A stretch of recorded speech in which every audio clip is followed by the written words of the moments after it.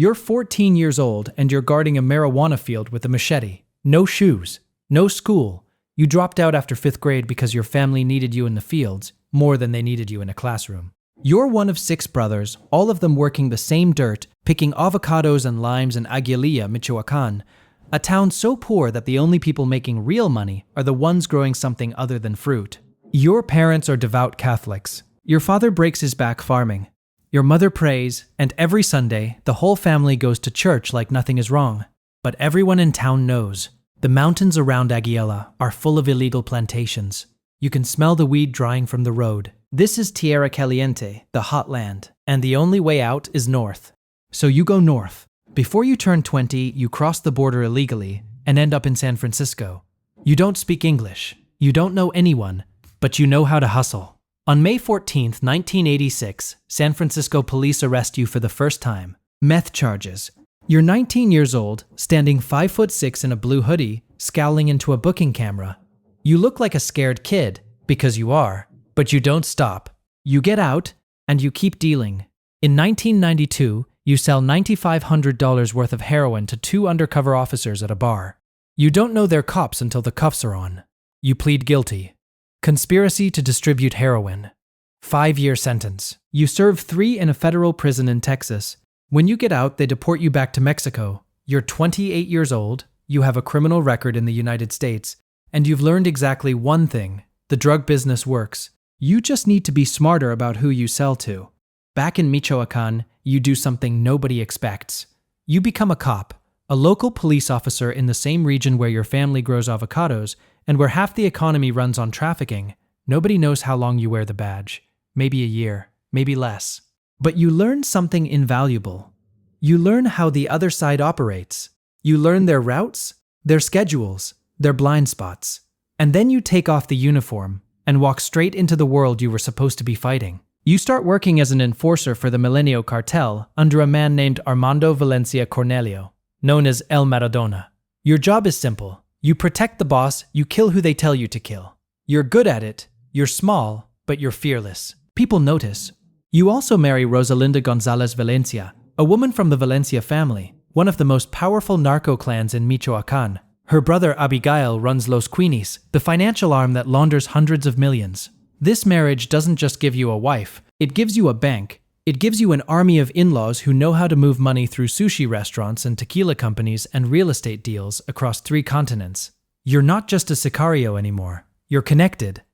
Then the Milenio Cartel collapses. In 2003, El Maradona gets arrested. Around the same time, Los Zetas, backed by the Gulf Cartel, launch an invasion into Michoacan. Your bosses are getting killed or captured.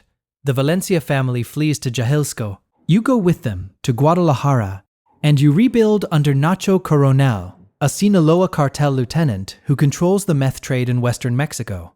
For a few years, you're a loyal soldier for the Sinaloa machine. But in 2010, Nacho Coronel gets killed in a military raid.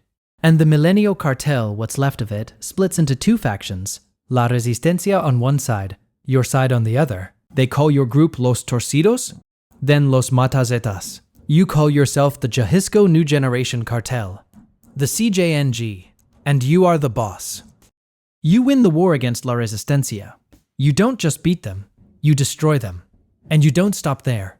Jalisco, Colima, Nayarit, Guanajuato, Michoacan. You take territory the way a wildfire takes dry brush, fast, brutal, and in every direction at once. When a rival gang controls a town, you send your sicarios in with a message: leave or die. Most of them leave. The ones who don't become examples. Bodies left on bridges, heads in coolers. Narco mantas, handwritten banners hung in public squares, signed with your name. You want people to know. Not your face, your name, El Mencho. Your cartel doesn't just traffic cocaine and heroin. You build fentanyl labs in the mountains and produce the synthetic drug that's killing tens of thousands of Americans every year. You move meth by the ton. You steal fuel from government pipelines. You extort businesses across entire states. You smuggle migrants through the border.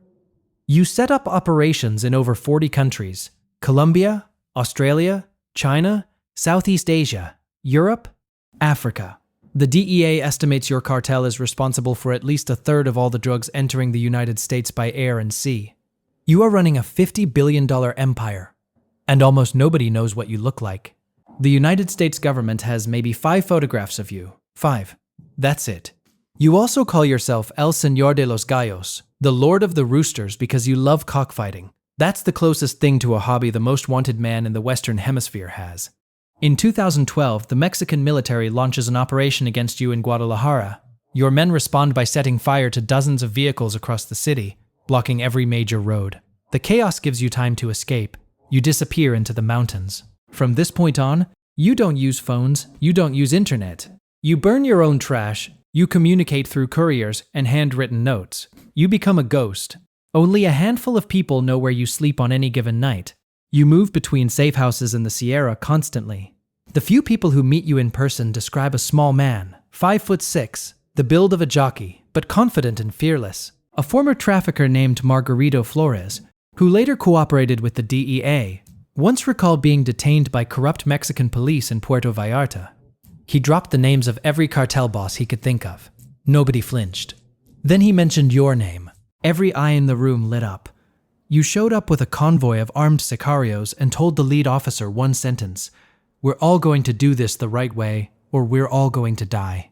The police released Flores immediately. That was back when you were still a local chief, before you ran everything. In 2015, your men shoot down a Mexican military helicopter with a rocket launcher. An actual military helicopter, blown out of the sky by your cartel. The message is clear: you will meet the state with military-grade force. Politicians, journalists, environmental activists, police chiefs. If they get in your way, they die. In 2020, your sicarios ambushed the chief of police of Mexico City on his own street. Grenades, high-caliber rifles.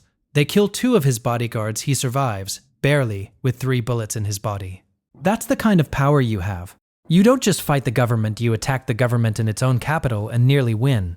But while you're building all of this, the Americans are picking your family apart, one by one, piece by piece, like someone dismantling a house while you're still living in it. Your son, Ruben El Menchito, the one you groomed to take over, your second in command, gets arrested by Mexican authorities in 2015. You spend 5 years fighting his extradition. You lose. They send him to the United States in 2020. He's convicted of drug trafficking and weapons charges. Life sentence. Your heir is gone. In 2018, your wife Rosalinda gets arrested on money laundering charges. The woman who connected you to the entire Valencia fortune, sitting in a Mexican prison cell. In 2020, your daughter Jessica, La Negra, flies to Washington, D.C. to attend her brother's trial because she can't let him face it alone. The FBI is waiting at the courthouse. They arrest her on the spot. She pleads guilty to financial crimes connected to your cartel. Sushi restaurants, tequila companies, the legitimate businesses you built to clean the money.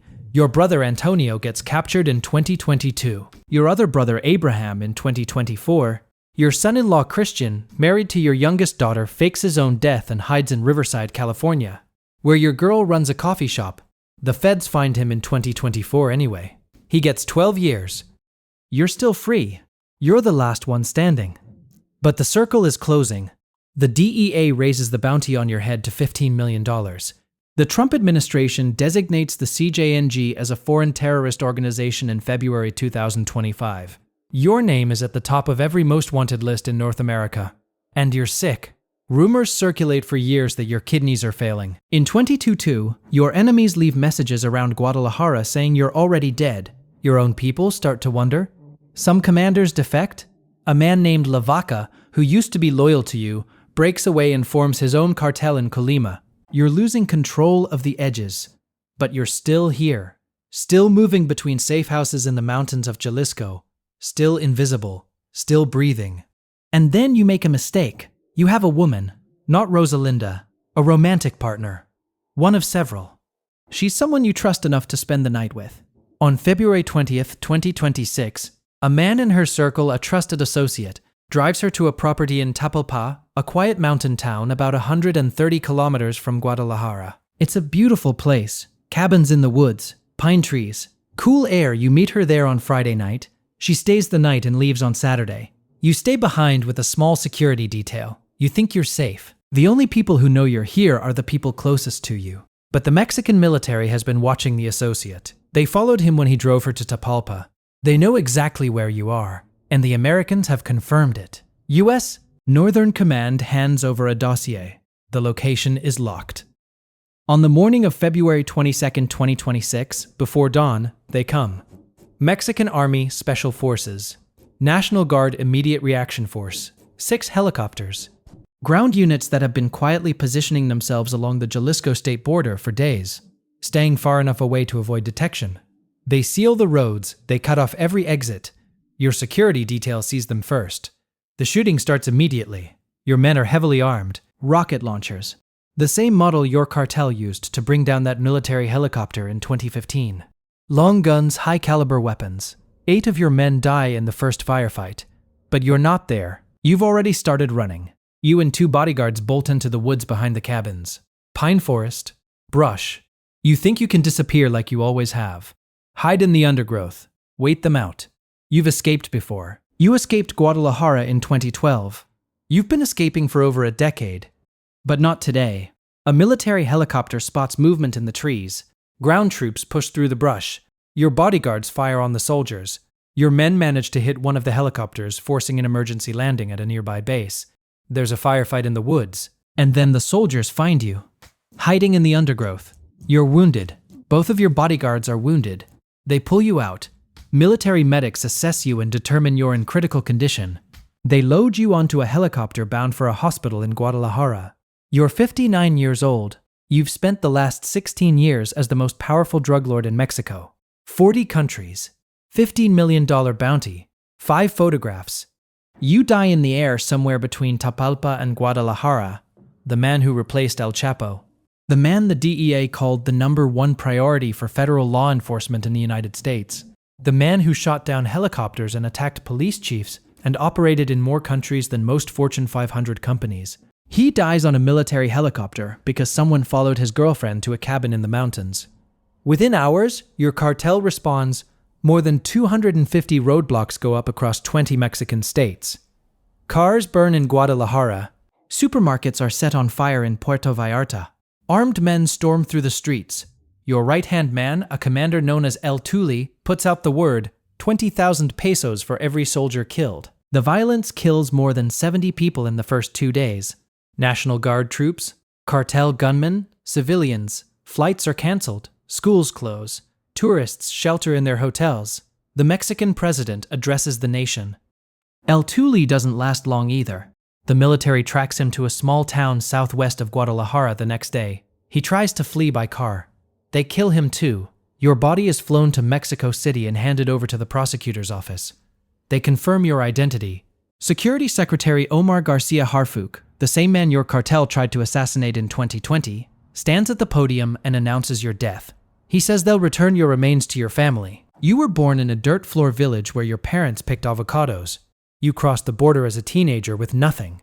You sold heroin in San Francisco. You went to prison. You got deported. You became a cop, then a killer, then a cartel boss. You built an empire that stretched across 4 continents and made billions. You watched your son get sentenced to life, your wife arrested, your daughter arrested, your son-in-law arrested. You were the last one free. And in the end, a visit to a woman in a mountain cabin is what brought the whole thing down.